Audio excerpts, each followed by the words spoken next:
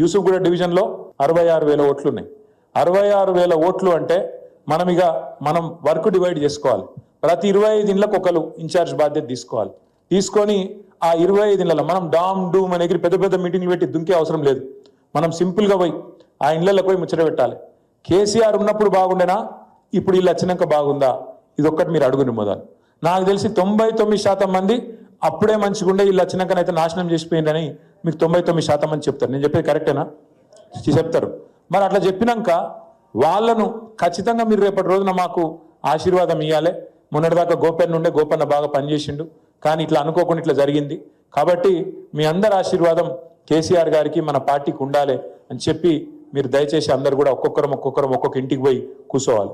అవసరమైతే వాళ్ళు కుమ్మక్కై, కాంగ్రెస్ వాడు బీజేపీ వాడు కుమ్మక్కై మన ఓట్లు తీసే ప్రయత్నం కూడా చేస్తారు. మనం ముందు తొందర పడాలి, జాగ్రత్త పడాలి. తప్పకుండా మన ఓట్లు ఉన్నాయా లేవా ఆ ఇళ్లకు పోయి కూడా చెక్ చేసుకోవాలి.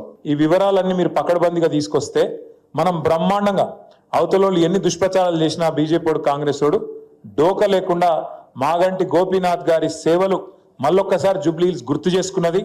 మాగంటికి మంచి ఈ గెలుపు ఒక కానుకగా మనందరం కూడా ఆయనకు అశ్రునివాళిగా అందించినాము అనే విధంగా తీర్పునియాలని చెప్పి నేను కోరుతా ఉన్నాను. దయచేసి మిమ్మల్ని నేను కోరేది సీరియస్గా తీసుకుందాం ఎలక్షన్. ఎందుకంటే మనం ఇంకా ఎప్పుడు వస్తుందో, డేట్ ఎప్పుడు వస్తుందో అట్లా ఇట్లా అని మీరు బేజారు కాకురి, లేకపోతే ఆయన లైట్గా ఉండకురి. ఈ ఎలక్షన్ రేపో ఎల్లుండో అన్నట్టు కొట్లాడదాం. ఎలక్షన్ ఇప్పుడే ఉంది, ముంగట్నే ఉంది అని కొట్లాడాలి. ఎక్కడ పోగొట్టుకున్నదాన్ని అక్కడనే దేవులాడుకోవాలని చెప్తారు పెద్దోళ్ళు. మనం ఇవాళ తెలంగాణలో అధికారం కోల్పోయినాం. హైదరాబాద్లో కాదు, తెలంగాణలో 1.8% తేడాతో మనకు అధికారం పోయింది.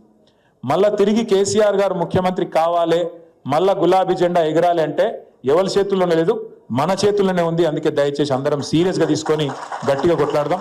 పేరు పేరున మీ అందరికీ మళ్ళొకసారి నమస్కారాలు.